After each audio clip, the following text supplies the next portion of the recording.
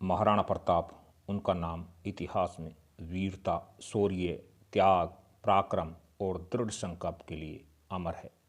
उन्होंने मुगल बादशाह अकबर की अधीनता स्वीकार नहीं की और कई सालों तक संघर्ष किया। महाराणा प्रताप ने मुगलों को कई बार युद्ध में भी हराया। महाराणा प्रताप का जन्म 9 मई 1540 को राजस्थान के कुंभलगढ़ दुर्ग में हुआ था।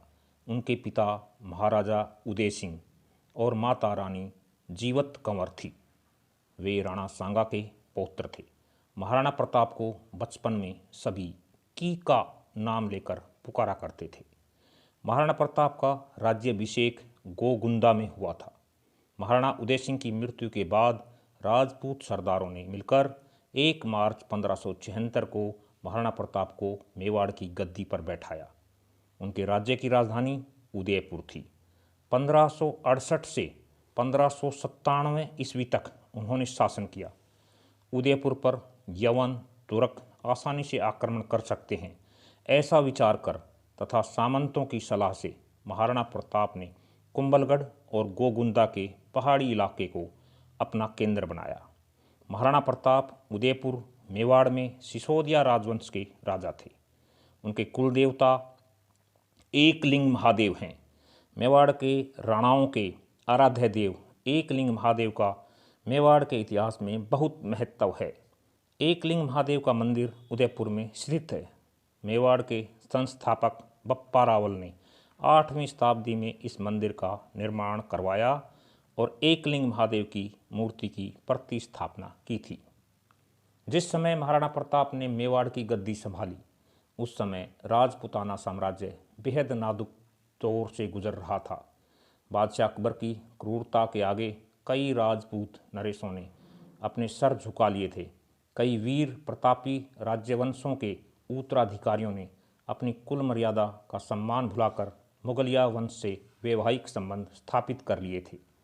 कुछ स्वाभिमानी राजघरानों के साथ ही महाराणा प्रताप भी अपने पूर्वजों की मर्यादा की रक्षा हेतु अटल थे और इसलिए तुर्क बादशाह अकबर की आंखों में वे सदैव खटका करते थे।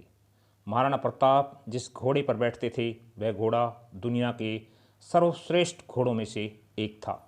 महाराणा प्रताप 72 किलो का कवच पहनकर व 81 किलो का भाला अपने हाथ में लेकर चलते थे। जब तुर्क बादशाह अकबर समस्त प्रयासों के बाद भी महाराणा प्रताप को झुकाने में असफल रहा, तो उसने आमेर के महाराजा भगवान दास के भतीजे कुंवर मान सिंह को विशाल सेना के साथ डूंगरपुर और उदयपुर के शासकों को अधीनता स्वीकार करने हेतु विवश करने के लक्ष्य के साथ भेजा।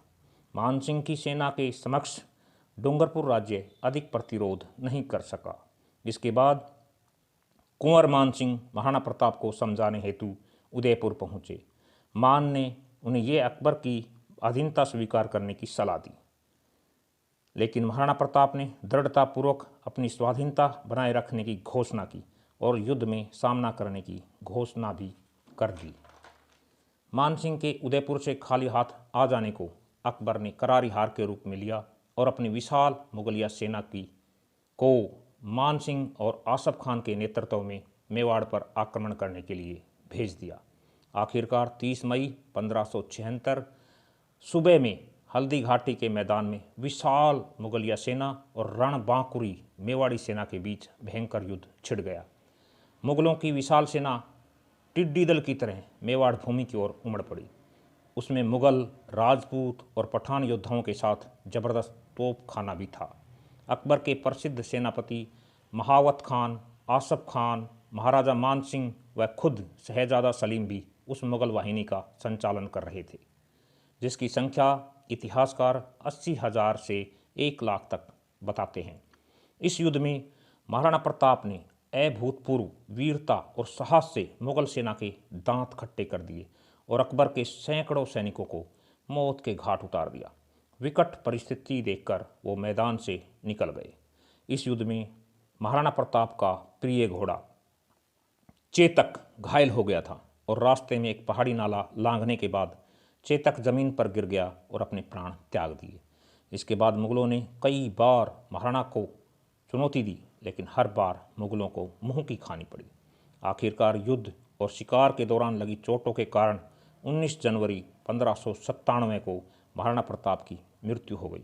मृत्यु के समय वे चावंड में थे। भारतीय कम्युनिस्टों और अंग्रेज़ों ने पूरी दुनिया में सिकंदर की तरह अकबर को महान सम्राट बना रखा है, लेकिन सत्ता और धर्म के नशे में चूर अकबर की सच्चाई को आज नहीं तो कल स्वीकार करना ही होगा कि महान तो महाराणा प्रताप थे, जिनको एक तुर्क ने भारतीय राजाओं के साथ हर तरीके से झुकाने या मौत के घाट उतारने का प्रयास किया, लेकिन महाराणा प्रताप ने अपने आत्मसम्मान को बचाए रखा और कभी भी अकबर की अधीनता स्वीकार नहीं की। महाराणा प्रताप ने भगवान एकलिंग महादेव जी की कसम खाकर प्रतिज्ञा ली थी कि जिंदगी भर उनके मुख से अकबर के लिए सिर्फ तुर्क ही निकलेगा और अकबर को अपना बादशाह नहीं मानेंगे। अकबर ने उन्हें समझाने के लिए 4 बार शांति दूतों को अपना संदेश लेकर भेजा था, लेकिन महाराणा प्रताप ने अकबर के हर प्रस्ताव को नामंजूर कर दिया था।